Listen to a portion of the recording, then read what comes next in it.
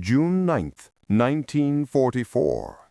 In the aftermath of D-Day, the American 26th Infantry Regiment had dug into the outskirts of Tilly-sur-Seulles, a war-torn village nestled between hedgerows and farmland. The land reeked of cordite, churned soil, where every farmhouse could hide a sniper and every road bend whispered ambush. That morning, after repelling a minor skirmish, the platoon took shelter in a stone-walled bunker once used by the Germans. They didn't know it yet, but they were about to face a weapon unlike any they had trained for.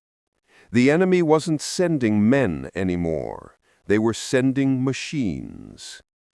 Private Leonard Bixby, 19, sat just behind the narrow firing slit.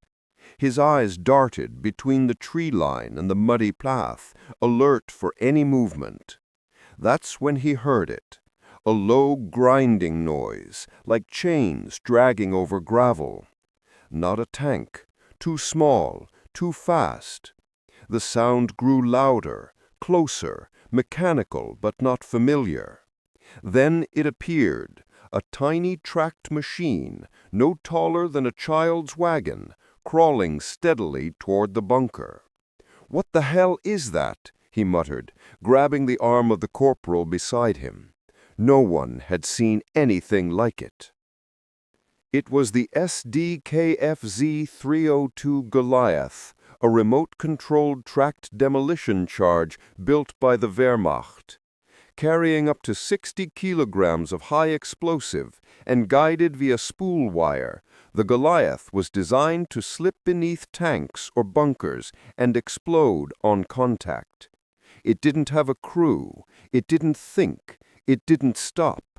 In the German arsenal, it was known as a disposable terror machine, cheap, small, and deadly.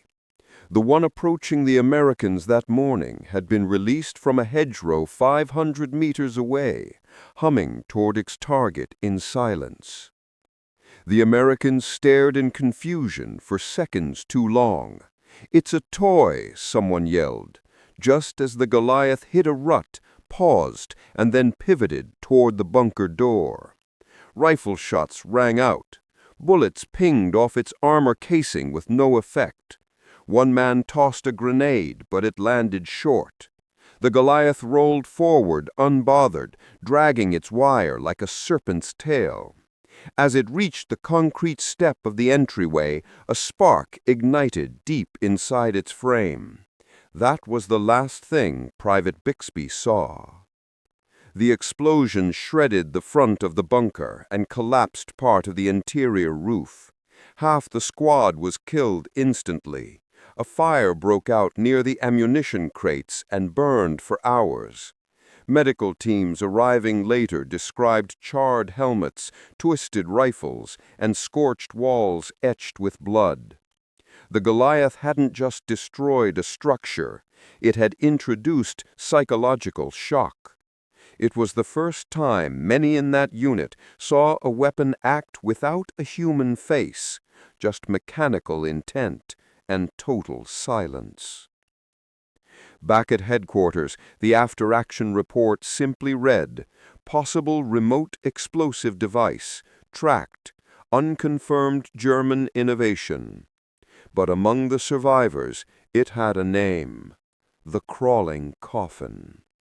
They would never forget the low hum, the hiss of the wire, and the way the dirt seemed to tremble beneath its treads. In a war already full of horror, the Goliath was something new, something that felt like a glimpse into the future, a future of war without mercy, without warning, and without men. The Sd.Kfz 0302 Goliath wasn't just a bomb on tracks, it was a bomb with a leash. Each unit carried a 650-meter-long control cable spooled neatly within its armored shell. From the moment the Goliath left its launch trench, the wire unspooled silently behind it like a spider's web, leading all the way back to the operator, usually hidden behind sandbags or inside a destroyed farmhouse. That morning, near Tilly-sur-Seulles, the Germans had hidden the control unit inside a collapsed barn, where two Wehrmacht engineers crouched beside a crude joystick and amplifier box. They watched the tiny screen flicker with static, listening only for the delayed thud of detonation. Back at the crater site, American engineers began to piece together what had happened. A Goliath's engine was silent from a distance, but the charred copper cable snaking back through the field told the real story. The engineers followed it for nearly half a kilometer, crawling under barbed wire, over ditches, through hedgerows scorched by recent combat. They didn't speak. Each meter of that blackened cable felt like the fuse of a much larger bomb, one that hadn't finished going off yet. "This isn't just a weapon," muttered Lieutenant Carson. "It's a message." The further they followed it, the more absurd it felt. Who would control a bomb with a wire? Wasn't this war the age of planes, tanks, and radios? But the Goliath didn't care about elegance. It was engineered brutality, cheap, expendable, and terrifying. The Germans had produced thousands of them between 1942 and 1945, deploying them from Italy to the Eastern Front. Yet this was the first time many Americans had seen one up close. They thought it was a joke, until they found what was at the other end. In the barn ruins they found the source. Two German corpses slumped beside the rusted metal casing of a Fernlenkgerät, a remote control unit. One still clutched a charred joystick. The amplifier box had been hit by shrapnel from an earlier mortar burst. The irony wasn't lost on the Americans. The Goliath had worked perfectly, but its masters had died before it exploded. On the wall behind them, someone had scratched into the plaster, "Kleine Maschinen, großer Krieg." Small machines, big war. One corporal knelt beside the device, examining the control box. He said, "This was manually operated the whole way. They steered it into us like a toy, a deadly toy." His voice shook slightly, not from fear, but from recognition. This was the new enemy. Not a uniform, not a face, just steel and wires sent crawling across the mud with one purpose: kill. No communication, no warning, just a spark, a sound, and a flash. As they carried the damaged control unit back to HQ, one GI whispered, "How many more of these are out there?" It wasn't paranoia. The Goliath wasn't meant to win battles. It was meant to haunt them. Every bush could hide one. Every trench could launch one. And every soldier knew the next sound they heard might not be footsteps, but treads. For days after the attack, the crater near Tilly-sur-Seulles became a subject of fascination. Officers and war correspondents visited it like pilgrims at a shrine, staring at the blackened stones, photographing the twisted wire, and trying to understand how a weapon so small could deliver such terror. The Goliath, once dismissed as a toy, had proven itself as a tool of psychological warfare. And now, rumors spread faster than orders. Soldiers whispered of tiny machines in the hedgerows, crawling under tanks at night. They began calling them mechanical rats. But the truth was even stranger. In captured German field notes, Allied intelligence found coded references to Leisejäger, silent hunters. The Sd.Kfz 302 Goliath wasn't alone. Some were battery-powered, others gasoline-fueled. Some had armor modifications, jagged exteriors, or timed charges instead of remote detonation. It became clear that Goliaths were not one singular model, but an evolving menace. Designed by Borgward and deployed from 1942 onward, their presence was now spreading across the Western Front like a silent infestation. At dawn on June 12, near Saint-Lô, another American unit encountered one. This time, the soldiers had been warned. A Goliath was spotted crawling across a foggy field, its cable trailing behind like a ghost's tail. This time, they didn't freeze. A BAR gunner opened fire, hitting the treads. The mine spun briefly, veered into a tree stump, and stopped. A demolition team rushed in and detonated it from a distance. The unit cheered, but their relief would not last long. That afternoon, 3 more appeared, this time from behind. Launched from a hidden trench dug into the hedgerows, they rolled silently toward a communications vehicle and an ammo truck. One detonated prematurely from a mine, another was destroyed by rifle fire. But the third hit its mark, obliterating the radio vehicle and leaving only a crater. The explosion killed 2 signalmen and destroyed the unit's only long-range transmitter. That night, the battalion had no way to call for artillery. The pattern was emerging. The Goliath wasn't just used in defense, it was being woven into counterattacks. Germans didn't need to hold the front line. They could send in disposable terror. And each time the Allies tried to adapt, the Germans changed how they used them. One day in the front, the next from behind, from the trees, from the ditches. The battlefield itself had become haunted by tracks. American soldiers began shooting at anything with treads under 3 feet high. They set booby traps, they left decoy crates. But the fear remained. One corporal summed it up during his debriefing.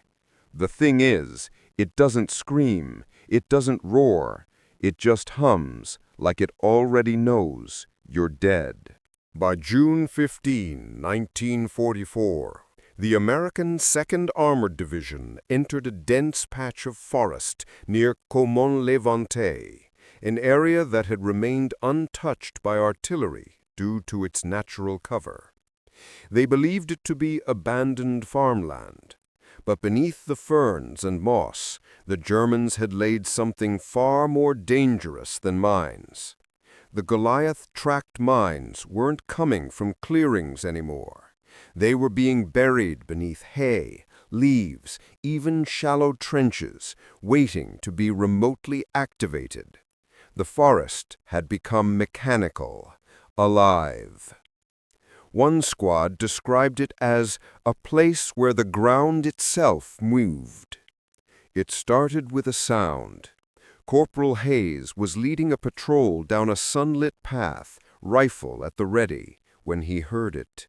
Faint grinding, close but not visible.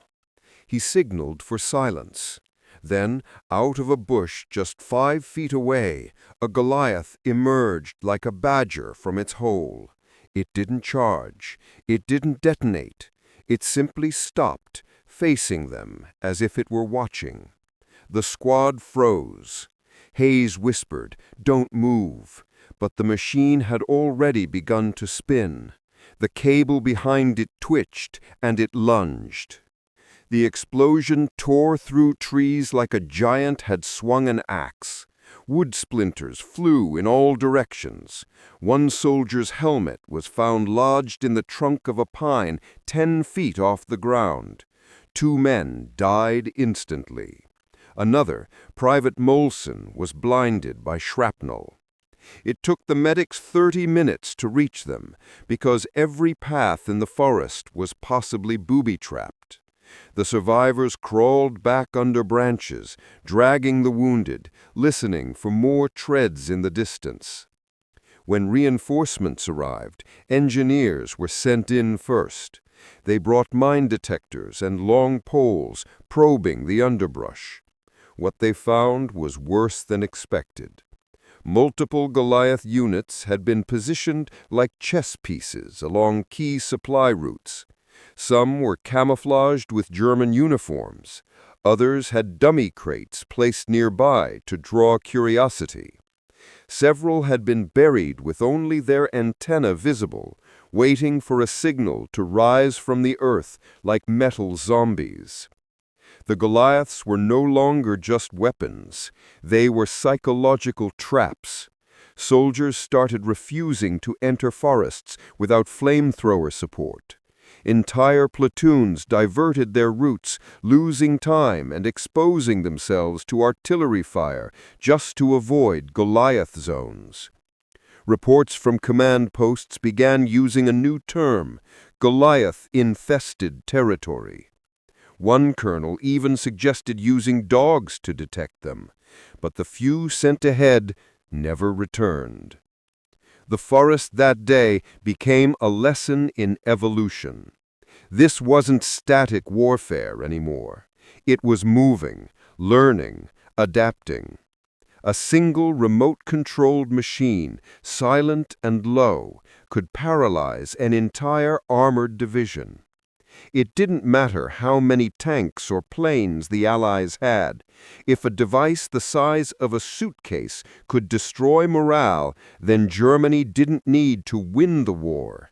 They just needed to make the Allies afraid to move. June 17, 1944. Night fell over the hedgerows west of Saint-Lô, and with it came a strange silence. No rifle fire, no distant artillery, just the sound of insects and wind through grass. In the dark, a Sherman tank crew from the 745th Tank Battalion prepared for a silent push at dawn. As the commander checked the periscope, something moved in the distance, low, fast, and utterly out of place. It didn't shine. It didn't rumble. It slithered. And then it was gone, swallowed by the blackness between the trees. They didn't know it yet, but they had seen the return of the Goliath. Earlier that day, 2 reconnaissance units reported abandoned Goliath husks scattered across a trench line. Most were shattered, burned-out wrecks, but one, half buried and intact, had writing carved into its armor. Ich bin nicht allein. I am not alone. A warning? A message? Or simply fear tactics by retreating Germans? Either way, morale shifted. Troops began checking under every truck. Guards were doubled. Radio chatter carried the phrase crawler zones with increasing frequency. Even the grizzled veterans stayed alert past midnight. That night, a Goliath reappeared, but this time no one saw it coming. It approached a field hospital tent under full cover of darkness. No cable, no wires. It was a newer variant, Sd.Kfz 303, gasoline-powered, completely autonomous. At 0319, the explosion lit up the valley. The operating tent was obliterated. 4 medics, 2 wounded soldiers, and a nurse died instantly. Survivors said they heard treads in the grass seconds before the blast. No one saw where it came from. No one saw who sent it. Only the crater remained. The following morning, soldiers examined the remains. There was no wire, no signal pack, no operator's body.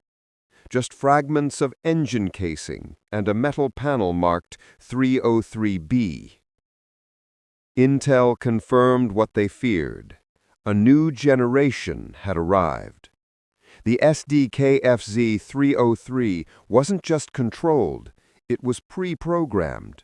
Loaded with coordinates, it could navigate, approach, and detonate, all without human input.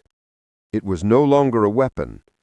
It was a ghost with a path. Fear turned into paranoia. Field reports mention shadows crawling through fog. One patrol fired into a ditch because they heard the wires breathing.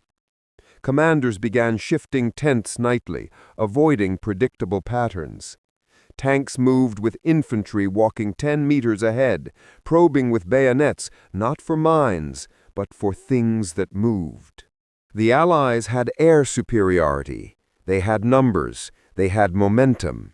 But now, in the dark corners of Normandy, they were being stalked by machines the size of dogs, with no faces, no mercy, and no fear. These weren't tanks. They weren't soldiers.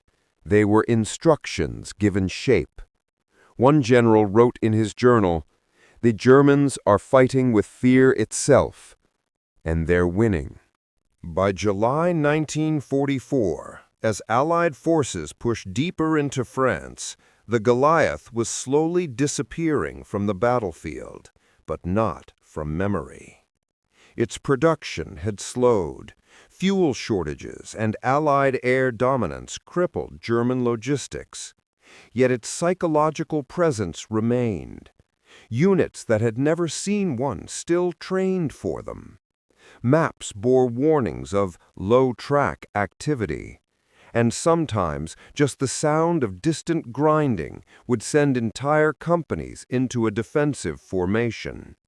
The machine had outlived its own usefulness, but not its legend. In one final recorded incident near Le Plessis-Grammont, a disabled Panther tank lay abandoned in a wheat field.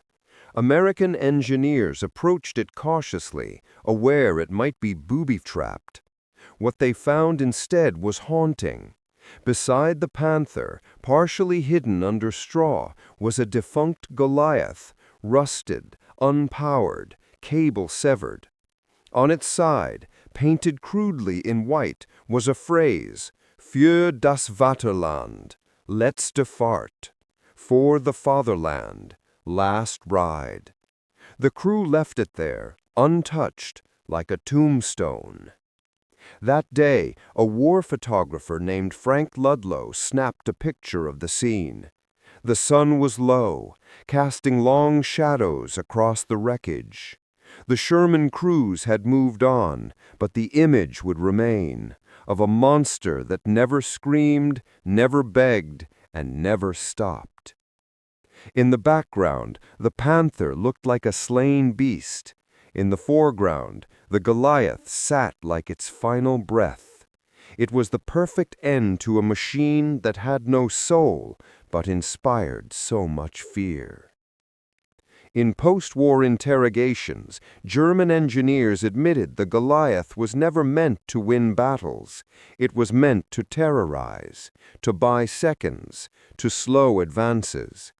One engineer remarked, "We knew it would fail, but while it moved, it made them afraid to follow."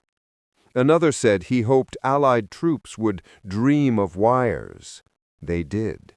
For years after the war, veterans described nightmares of crawling machines, antennae twitching, wires dragging through blood. The Goliath wasn't mass-produced like tanks or feared like artillery. It was small, crude, often broken before it reached its target. But its impact was outsized. It changed how men moved, how they scanned terrain, how they trusted silence. In the war of machines, it was perhaps the smallest, but it left one of the deepest scars. It wasn't about explosions. It was about hesitation, doubt, the kind that kills quietly. Years later, a survivor from Tilly-sur-Seulles visited a museum in Belgium. There, behind glass, sat a restored Goliath, clean, inert, powerless. But he still stepped back when he saw it. His hand twitched, his breath caught. "It's not the wires or the tracks," he said to the curator. "It's the silence. You never forget the silence."